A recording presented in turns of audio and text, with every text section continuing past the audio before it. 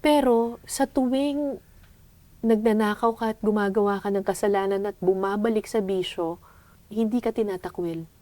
Pinapabalik ka pa rin ng kalinga. Dalawang kamay, tinatagam ako. Pagkos. Tinatanggap ka ng dalawang kamay. Apo. Hanggang sa dumating na yung ayoko na. Bakit ayaw mo na? Baka dumating yung araw na wala nang maniwala. Tumaganggap sa akin. Tsaka naisip ko na yung anak ko. Tumatanda na ako.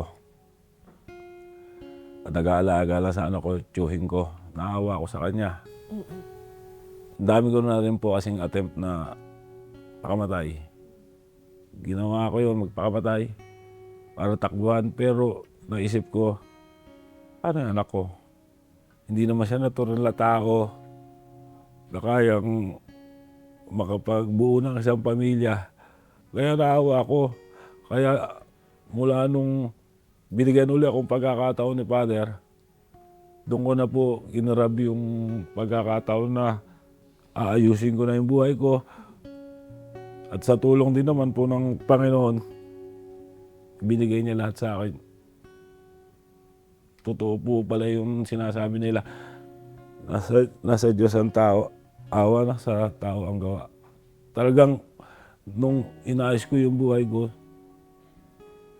salamat, sunod-sunod naman yung naging blessing ko.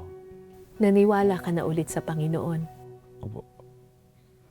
Kasi meron akong isang verse doon na nandun sa kalingayan, ang laki ng poster na yun, yung The Prodigal Son.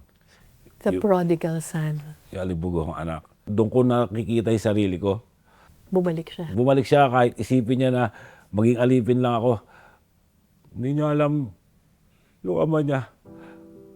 Sinalubog siya. Matagal na pala siyang hinihintay. Parang gano'n na nangyari sa buhay ko. Tulad ni Father Flavi.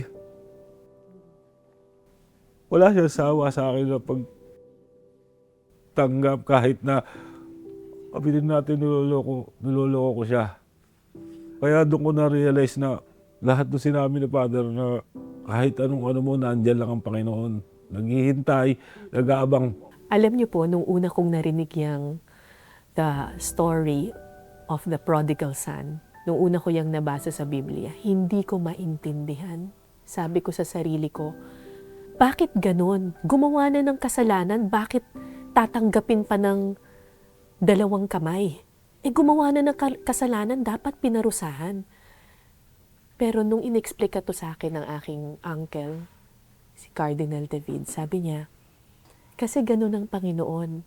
Ang Panginoon ay isang pastol. Hinahanap niya ang lahat ng kanyang mga alaga, lahat ng kanyang mga tupa, lalong-lalo na yung nawawala. Kasi no matter how bad you've been, kahit gaano ka kasama sa mundo, anak ka pa rin ng Diyos.